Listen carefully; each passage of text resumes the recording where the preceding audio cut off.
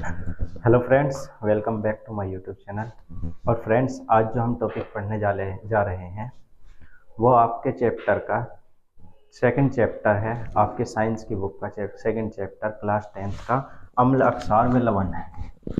तो चलिए शुरू करते हैं। अम्ल अक्षार व लवण। तो आज की जो वीडियो बनेगी आपकी, उसमें सिर्फ हम अम्ल के बारे में चर्चा करेंगे कि अम्ल क्या होते हैं, कितने प्रकार के होते हैं, और अम्ल के भौतिक गुण क्या हैं, रासायनिक गुण क्या हैं, और आपका अम्ल के उपयोग क्या है। ये सारी चीज़ें हम इस वाले चैप्टर में पढ़ने वाले हैं।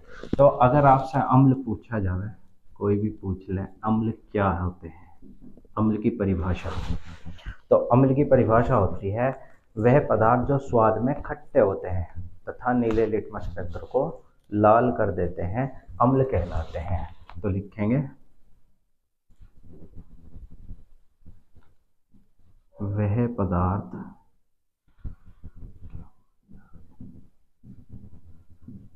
जो स्वाद में खट्टे होते हैं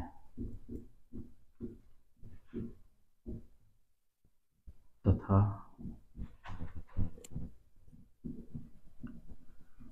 नीले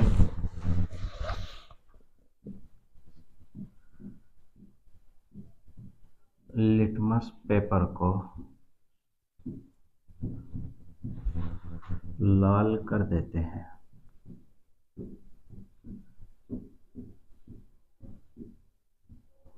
नीले लिटमस पेपर को लाल कर देते हैं, अम्ल कहलाते हैं।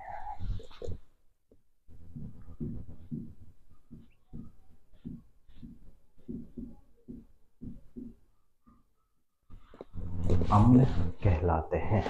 ये इसकी डेफिनेशन हो गई। और अगर आपसे पूछ ले जावे कि अम्ल की आधुनिक परिभाषा बताइए, तो आधुनिक परिभाषा में हम लिखेंगे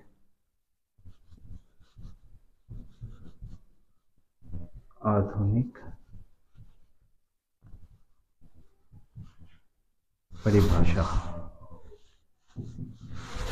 आधुनिक परिभाषा दी किसने थी, इसके भी याद रखना है। आधुनिक परिभाषा देने वाले वैज्ञानिक का नाम था अर्हेनियस।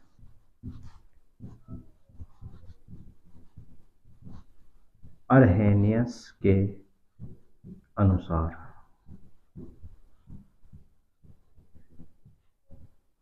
अर्हेनियस ने क्या बताया था कि अगर हम किसी पदार्थ को जल में घोलते हैं और उसमें से H+ आयन निकलते हैं तो वो क्या कहलावेगा, हमारा अम्ल कहलावेगा।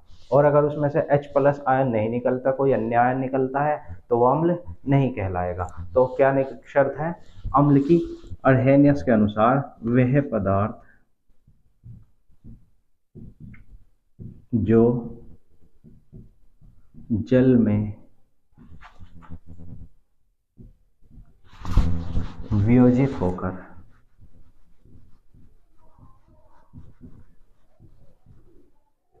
वे पदार्थ जो जल में वियोजित होकर H+ यानी हाइड्रोजन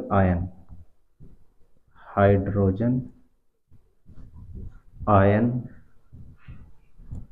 देते हैं, अम्ल कहलाते हैं।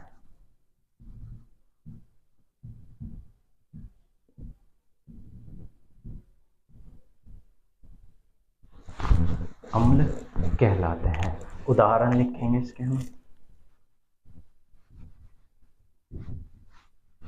उदाहरण नंबर 1 HCl, नाम होगा इसका हाइड्रोक्लोरिक अम्ल। हाइड्रोक्लोरिक अम्ल। नंबर 2 हो जाएगा हमारा H2SO4, नाम होगा सल्फ्यूरिक अम्ल। सल्फ्यूरिक अम्ल। नंबर 3 पे होगा हमारा HNO3, और इसका नाम हो जाएगा हमारा नाइट्रिक अम्ल। ये न, इसके कुछ उदाहरण हो जाएंगे। फिर उसके बाद आता है हमारा अम्लों के प्रकार। अम्ल हम कितने प्रकार में बांट सकते हैं, तो लिखेंगे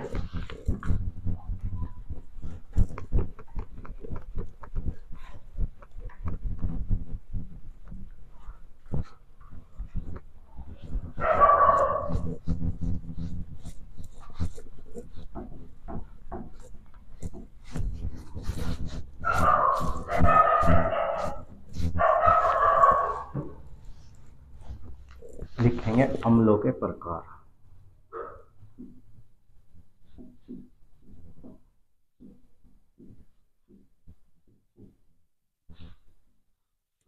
अम्ल को मुख्य रूप से दो भागों में बांटा जाता है। कौन कौन से भाग होंगे वो हमारा? एक हमारा होगा प्रबल अम्ल,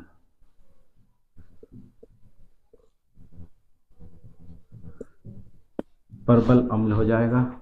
एक हमारा हो जाएगा दुर्बल अम्ल।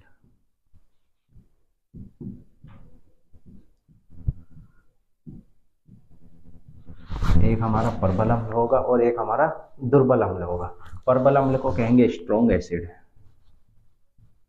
स्ट्रॉन्ग एसिड, और दुर्बल अम्ल को कहेंगे हम वीक एसिड।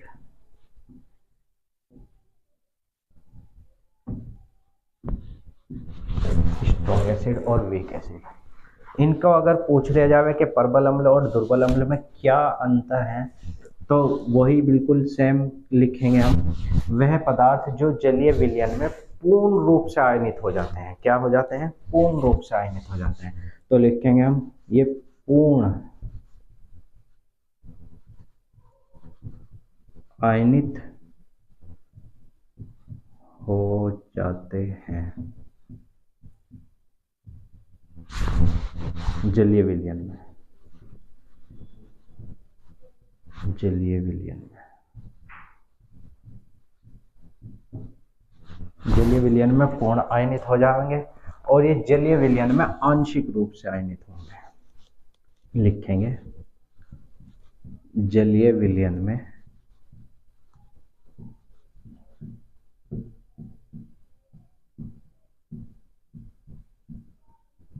आंशिक रूप से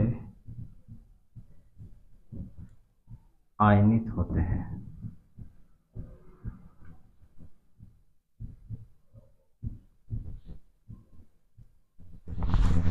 ये जलीय विलयन में पूर्ण रूप से आयनित हो जाएंगे और दुर्बल अम्ल जो होंगे वो आंशिक रूप से आयनित हो जाते हैं, या ये भी लिख सकते हैं पूर्ण रूप से आयनित नहीं होते हैं। तो इनके उदाहरण देख लेंगे हम। इसमें प्रबल अम्ल में कौन कौन से उदाहरण होंगे हमारे? नंबर 1 पर लिखेंगे हम HCl।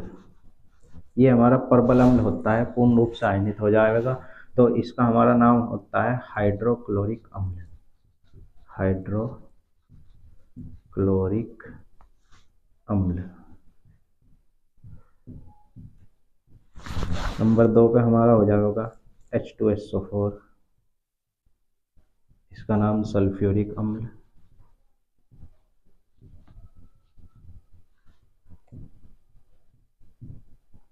सल्फ्यूरिक अम्ल। नंबर 3 पे हो जाएगा हमारा HNO3, नाइट्रिक अम्ल।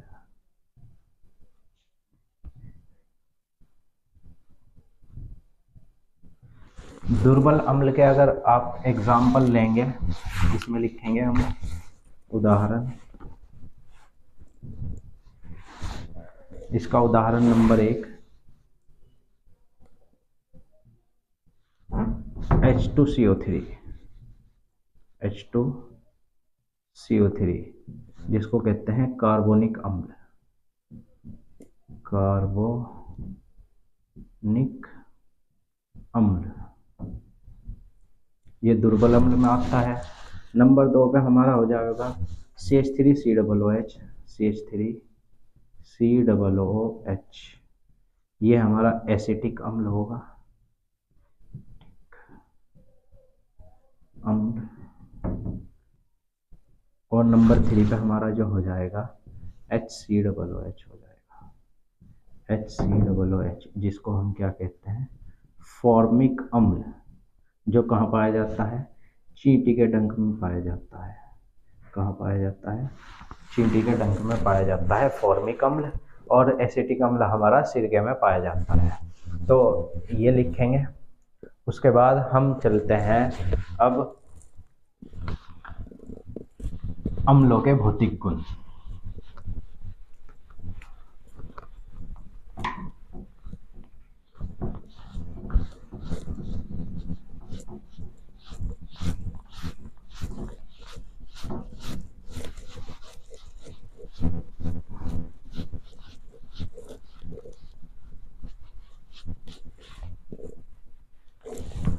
अम्लों के भौतिक गुण।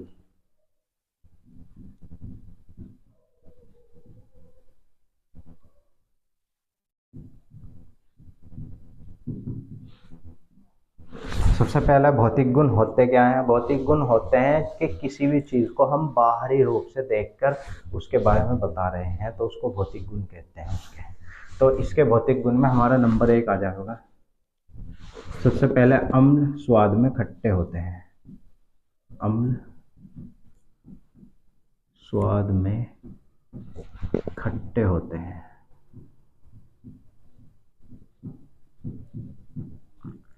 अम्ल क्या होते हैं? अम्ल स्वाद में खट्टे होते हैं। नंबर 2 पे लिखेंगे हम, यह नीले लिटमस को, नीले लिटमस पेपर को लाल कर देते हैं। लाल कर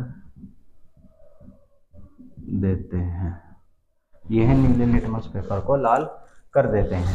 नंबर 3 पे हम लिखेंगे, यह जल में विलय होते हैं। यह जल में घुलनशील होते हैं। दोनों एक ही बात है। यह जल में विलय होते हैं। घुलनशील भी लिख सकते हैं, विलय होते हैं। और नंबर 4 पे हम लिखेंगे, इनकी प्रकृति संक्षारक होती है। इनकी प्रकृति संक्षारक होती है। संक्षारक का मतलब होता है, अर्थात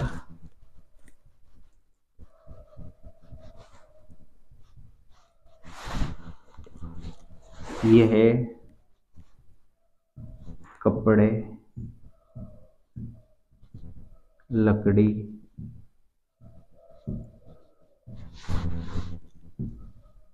तो प्लास्टिक, त्वचा आदि पर गिर जाने से, आदि पर गिर जाने से उसको फूंक देते हैं या जला देते हैं, जला सकते हैं। उसको क्या कर सकते हैं? जला सकते हैं। तो ये इसके भौतिक गुण हो गए।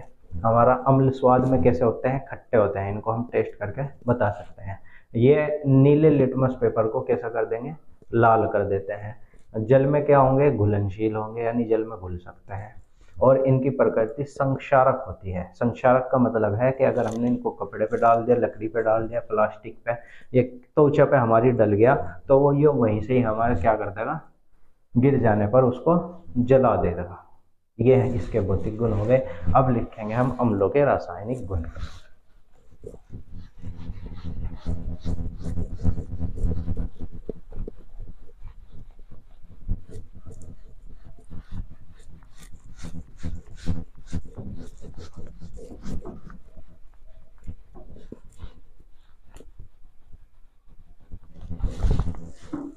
लिखेंगे अम्लों के रासायनिक गुण। अम्लों के रासायनिक गुण में नंबर 1 लिखेंगे हम सबसे पहले, धातु से क्रिया, किससे क्रिया? धातु से क्रिया। इसमें हमारी धातु से क्या, अम्ल जो है वो धातु से क्रिया करके, अम्ल धातु के साथ क्रिया करके हाइड्रोजन गैस देते हैं। कौन सी गैस देते हैं? Hydrogen gas.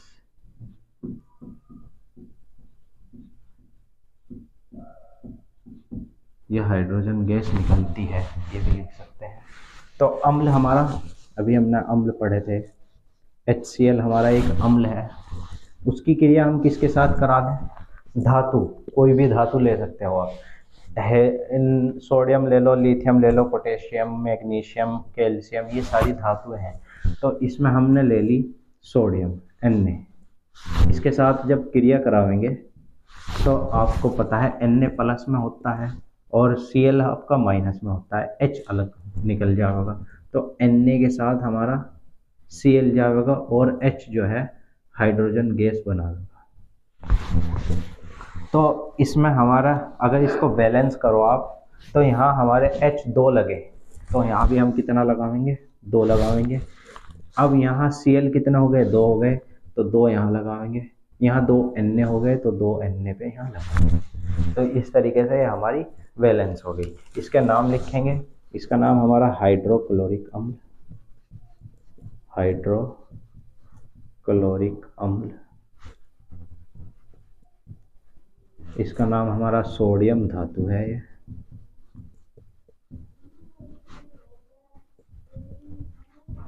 इसका नाम हमारा सोडियम क्लोराइड, सोडियम क्लोराइड।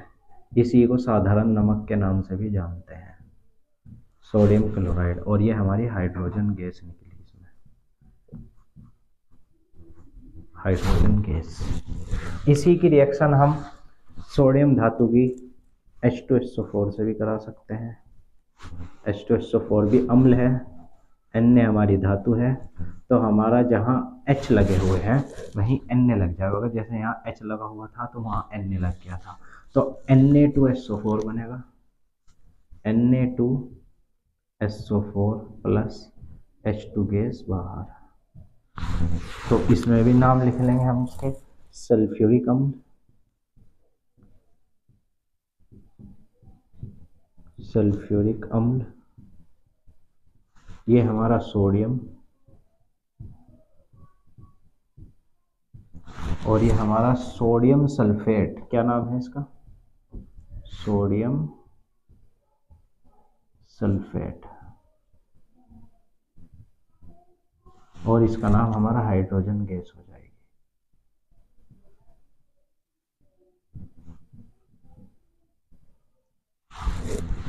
तो इसमें हम और भी कर सकते हैं, HNO3 के साथ क्रिया कराओ सोडियम की, फिर इसी तरीके से HCl की मैग्नीशियम के साथ क्रिया करा दो, तो हमारा MgCl2 बनेगा और हाइड्रोजन गैस बाहर निकल जाएगी। मैग्नीशियम की क्रिया इससे कराओ, MgSO4 बनेगा और हाइड्रोजन की क्रिया बाहर, गैस बाहर निकल जाएगी। इस तरीके से हम इससे कम से कम 20-30 जितनी रिएक्शन आप बनाना चाहो इतनी बना सकते हो। कभी आप धातु चेंज कर लो, कभी आप अम्ल चेंज कर लो। तो अम्ल की धातु के साथ जब भी रिएक्शन होगी तो क्या निकलेगा? हाइड्रोजन गैस बाहर निकलेगी। नोट करके लिखेंगे एक चीज, नोट,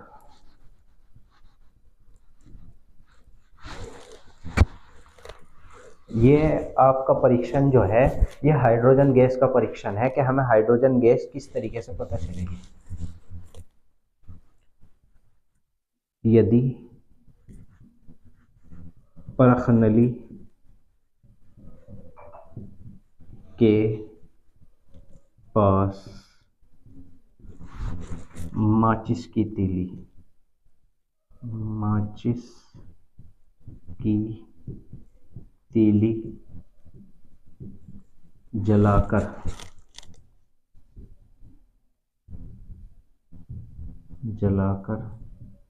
लाई जाए तो पॉप, POP पॉप साउंड, या इसको कहते हैं पट पट,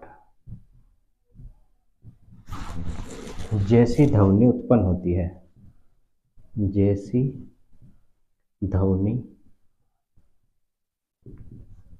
उत्पन्न होती है,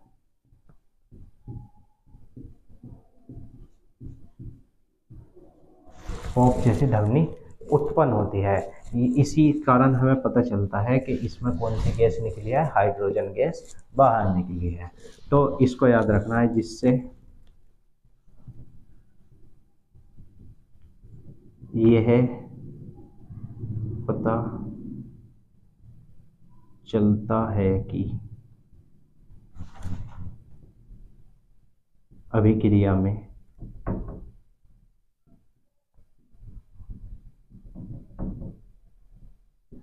हाइड्रोजन गैस मुक्त हुई है, हाइड्रोजन गैस मुक्त हुई है। कभी कभी पूछ लेता है कि हाइड्रोजन गैस पता किस तरीके से आप करोगे, ये आपका एग्जाम में आया हुआ है बोर्ड में कि हाइड्रोजन गैस मुक्त हुई है, इसका पता हम किस तरीके से करेंगे।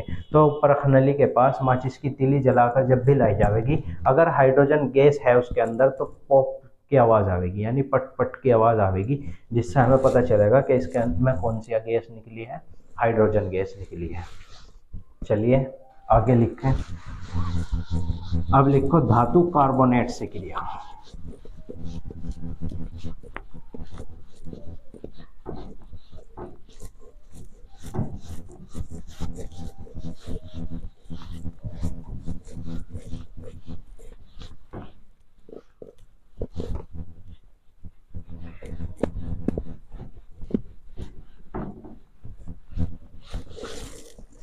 लिखेंगे धातु कार्बोनेट से क्रिया, कार्बोनेट से क्रिया।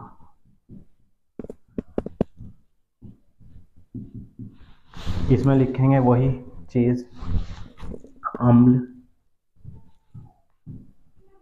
धातु कार्बोनेट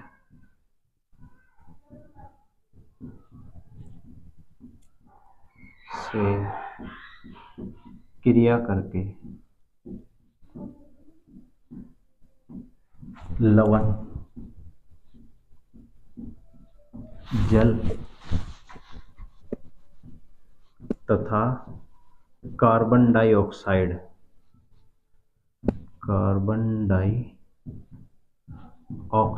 गैस बाहर निकालते हैं, ऑक्साइड गैस बाहर निकालते हैं। ये इसमें लिख देंगे, और फिर इसकी जब रिएक्शन कराएंगे तो एक कार्बोनेट लेना है और एक अम्ल लेना है। अम्ल ले लिया हमने HCl, प्लस में किया हमने धातु कार्बोनेट Na2CO3, ये ले लिया। जब इसकी रिएक्शन कराएंगे हम तो जितने Na हैं उतने ही हमारे NaCl बनेंगे। सबसे पहले तो हमारा बना NaCl, सबसे पहले सोडियम क्लोराइड। NaCl की Na कितने हैं, 2, तो 2 लगेंगे, फिर 2 यहाँ लगेगा, एक हमारा जल निकलेगा, प्लस में जल और प्लस में हमारा CO2, ये हमेशा बनेंगे जल और कार्बन डाइऑक्साइड। हमने लिखा लवण, एक तो लवण बनेगा, कोई सा भी बन सकता है वो तो, और जल बनेगा उसके साथ साथ, और कार्बन डाइऑक्साइड, ये हमेशा निकलेंगे। तो इसके नाम लिखेंगे हम हाइड्रोक्लोरिक अम्ल,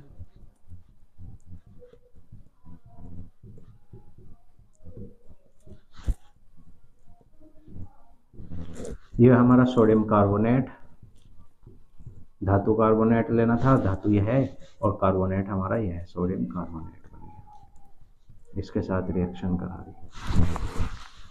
यहाँ हमें डेल्टा बनाना है। डेल्टा का मतलब होता है कि हमने इन दोनों को मिला के गर्म किया। तो फिर उसके बाद लिखेंगे हम, ये सोडियम क्लोराइड होगा हमारा, सोडियम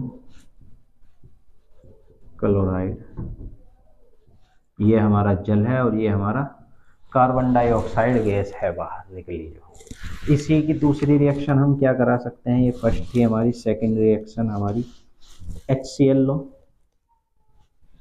प्लस में हम MgCO3 भी ले सकते हैं, MgCO3। ये मैग्नीशियम कार्बोनेट हो गया, धातु कार्बोनेट ही है।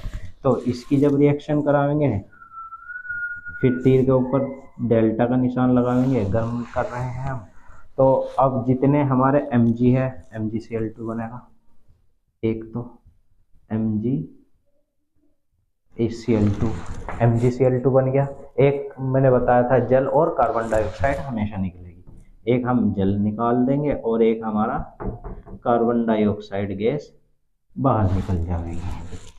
तो अब इसको बैलेंस करनी है, यहाँ हमारे हाइड्रोजन 2 हैं तो हम यहाँ 2 लगा देंगे, Cl भी 2 थे, 2 हो गए पूरे, Mg 1 है, CO2 पूरे हुए, ऑक्सीजन 3 पूरे हैं। तो ये इस तरीके से बन जाएगा। इसका नाम हाइड्रोक्लोरिक अम्ल, इसका नाम मैग्नीशियम कार्बोनेट, ये हमारा मैग्नीशियम क्लोराइड, जल और कार्बन डाइऑक्साइड नाम हो जाएंगे इसके।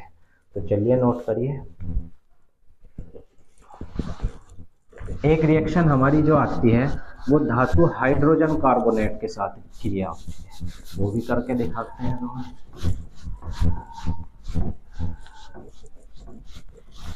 एक रिएक्शन धातु हाइड्रोजन कार्बोनेट के साथ होगी तो उसमें हमारा अम्ल होगा, बिल्कुल सेम ऐसे ही रिएक्शन है, और उसके साथ साथ धातु होगी, हाइड्रोजन होगा और कार्बोनेट होगी CO3, NH यानी धातु हाइड्रोजन कार्बोनेट। ये हमारी धातु हाइड्रोजन कार्बोनेट के साथ जब रिएक्शन होगी तब हमारा क्या बनेगा, एक तो हमारा Na है यहाँ, तो एक Cl है, तो NaCl निकल जाएगा। प्लस में मैंने बता ही रखा आपको, एक जल निकालना है और एक CO2 कार्बन डाइऑक्साइड बाहर निकालनी है, ये हमेशा निकलेंगी। तो इसका नाम हमारा हाइड्रोक्लोरिक अम्ल, पीछे लिख ही दिया था मैंने, उसी में से लिख लेंगे। इसका नाम है सोडियम बाइकार्बोनेट, सोडियम बाइकार्बोनेट।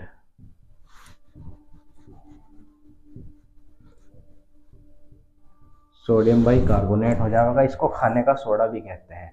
अगर आपको ये सारे ऐसे रासायनिक सूत्र के रासायनिक नाम चाहिए और उनके व्यापारिक नाम भी चाहिए तो उसके ऊपर मैं वीडियो बना चुका हूँ, आप उसको जाकर देख सकते हैं। इसका नाम हमारा सोडियम क्लोराइड हो जाएगा और इसी को हम साधारण नमक भी कहते हैं, सोडियम क्लोराइड। ये हमारा जल है और ये हमारा कार्बन डाइऑक्साइड गैस हो जाएगी। इस तरीके से ये हमारा सोडियम हाइड्रोजन कार्बोनेट के साथ भी रिएक्शन हो सकती है और सोडियम कार्बोनेट के साथ भी रिएक्शन कर सकते हैं अम्ल। तो लिखिए, चलो आगे। अब हमारा लास्ट टॉपिक बचा है अम्लों के उपयोग।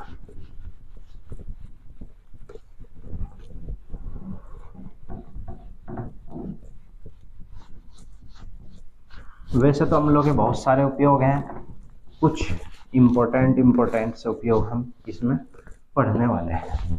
तो सबसे पहले जो अम्लों का उपयोग है लिख देंगे, अम्लों के उपयोग।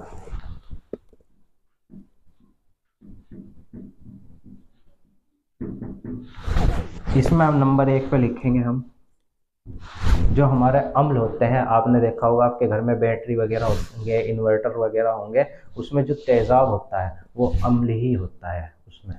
तो बैटरियों में लिख सकते हैं, बैटरियों में इसका उपयोग होगा। नंबर 2 पे हम लिख सकते हैं वस्त्र, जो कपड़े होते हैं हमारे, वस्त्र उद्योगों में, जो उनकी कपड़ों की फैक्ट्री है उनमें भी किसका उपयोग होता है, इनका होता है, अम्लों का उपयोग होता है। नंबर 3 पे हमारा हो जाएगा चांदी, जो है चांदी या सोना,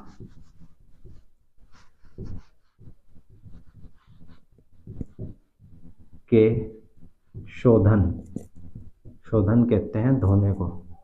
चांदी धुलाई, चांदी की जो धुलाई होती है, चांदी पर पानी चढ़ाया जाता है वो हमारा इस अम्लों से ही धुलाई होती है उनकी चांदी के शोधन में।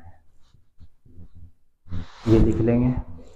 और हमारा नंबर 4 पे लिखेंगे अम्ल जो होते हैं सिरका। आपने देखा होगा सिरके में भी इसका उपयोग होता है सिरका बनाने में। एसिटिक अम्ल, एक ही अम्ल है जो एसिटिक अम्ल का उपयोग सिरका बनाने में किया जाता है। सिरका बनाने में किया जाता है।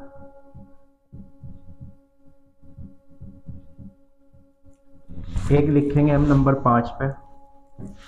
आपने देखा होगा आपके आसपास वो बेचते फिर हो जाते हैं, तेजाब ले लो, तेजाब का टॉयलेट साफ करने वाला, तो टॉयलेट क्लीनर में भी हम इसका यूज करते हैं।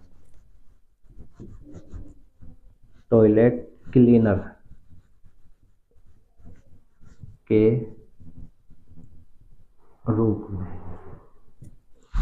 ये हमारे इसके अम्लों के उपयोग है। अम्लों का उपयोग बैटरियों के अंदर हो रहा, जिससे हमें केमिकल उससे केमिकल ऊर्जा से विद्युत ऊर्जा प्राप्त होती है कि बैटरियों से हमें फैन चला सकते हैं, हम बल्ब जला सकते हैं।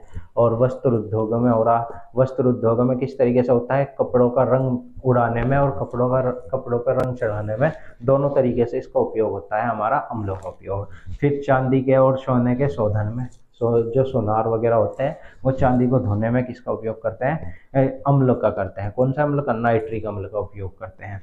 एसिटिक अम्ल का उपयोग हमारा सिरका बनाने में किया जाता है और टॉयलेट क्लीनर के रूप में भी हम अम्ल का उपयोग करते हैं। तो आई होप आपको आज हमारी वीडियो अच्छी लगी होगी, और अगर वीडियो अच्छी लगी हो तो हमारी वीडियो को लाइक करें और चैनल को सब्सक्राइब करें अगर चैनल पर नए हो। और डिस्क्रिप्शन के अंदर टेलीग्राम का लिंक दिया हुआ है, टेलीग्राम पर जुड़ना ना भूलें, और उसी पर हम इसके नोट्स प्रोवाइड कराएंगे।